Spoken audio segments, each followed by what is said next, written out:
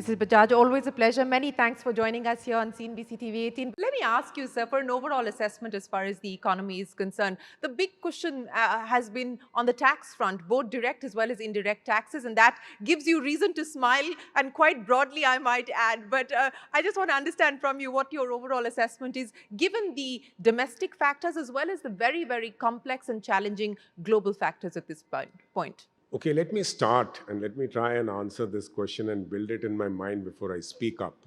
Let me first talk about the revenue figures because I'm very passionate now in my new job about revenue, and I see my colleagues also sitting in the audience.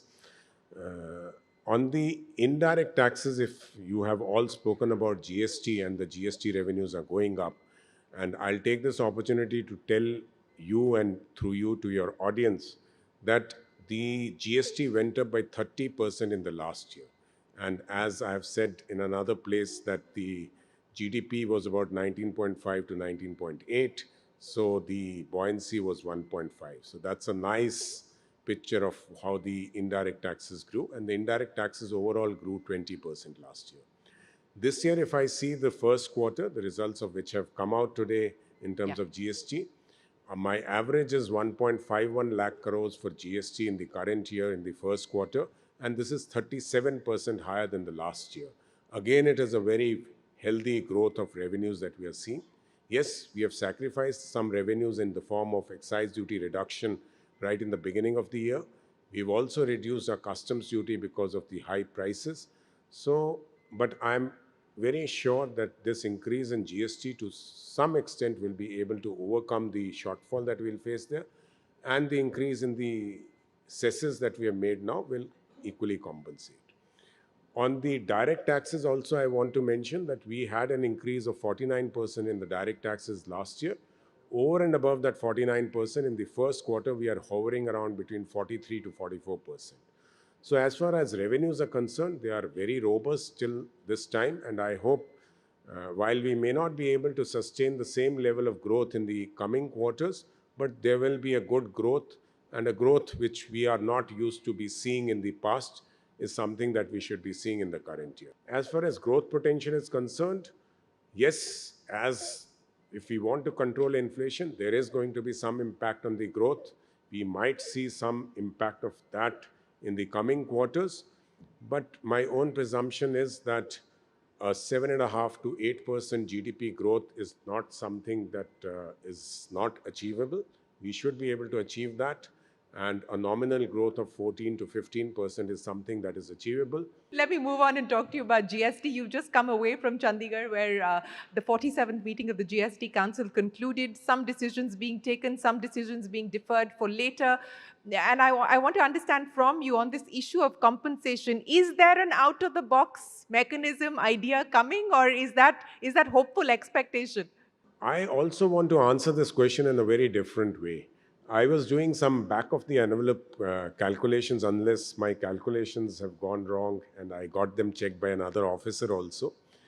With COVID having been there, with a 30% increase in taxation on GST last year, and I'm at 1.51 lakh crores in the first quarter, and May and June are not good months for GST in terms of the revenues.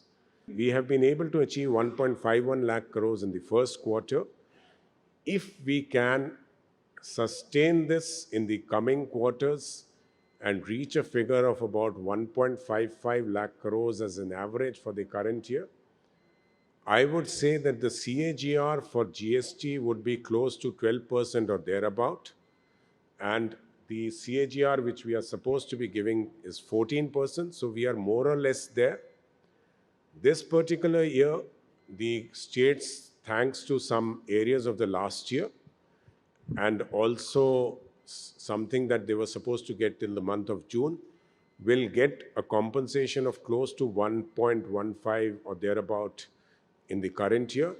And with this kind of a growth, I think the states should be fine in the current year in terms of their revenues from the GST.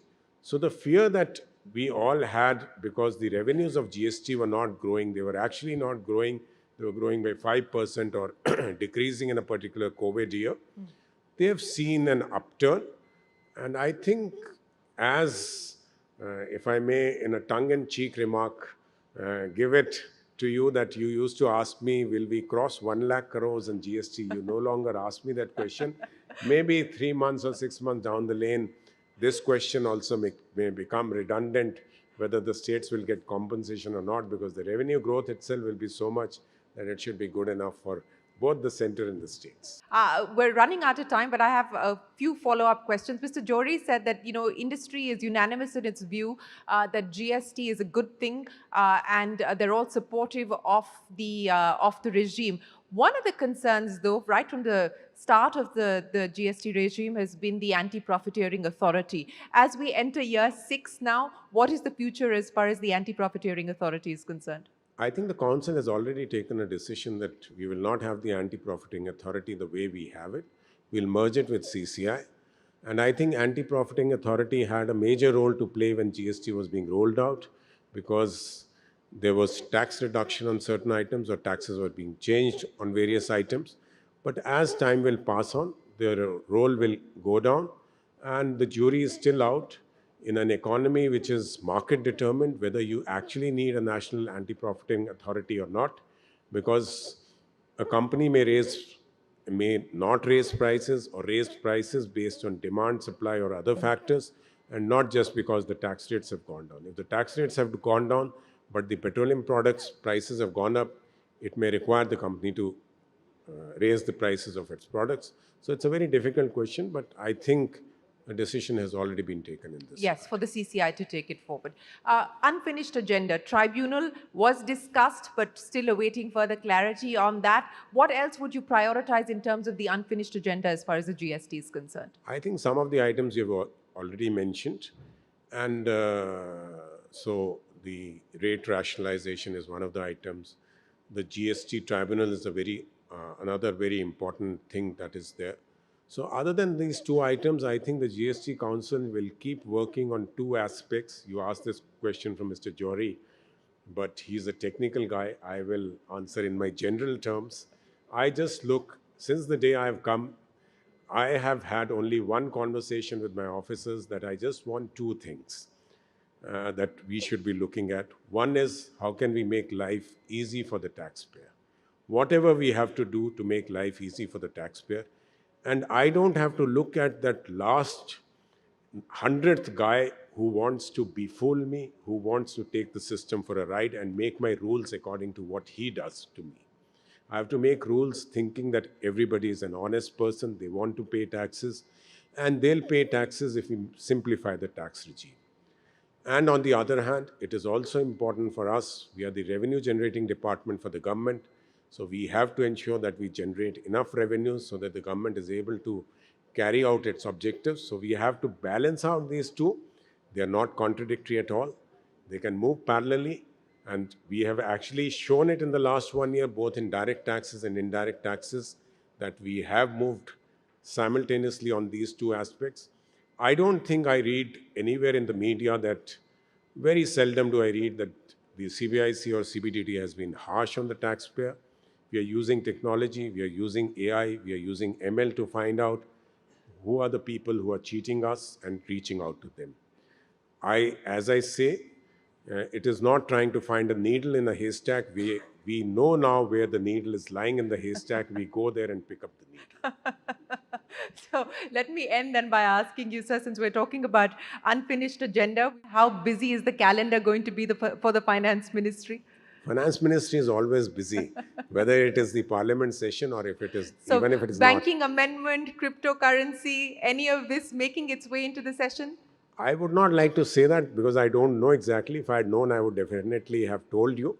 Cryptocurrency, I think the Secretary had come on record to say that they'll release a paper on it and then they'll take it forward. So I don't think that should be coming on the monsoon session. On the bank amendment bill, I have not spoken to the concerned Secretary. I'm not aware of what's going to happen. But it's going to be an eventful thing, an eventful Parliament session for the Finance Ministry, as every Parliament session is for the Revenue Secretary, always a pleasure. Many, many thanks for joining us, and we wish you the very best of luck. Appreciate you joining us here at the GST Summit. Thank you very much for your time. Ladies and gentlemen, the Revenue Secretary, Tarun Bajaj.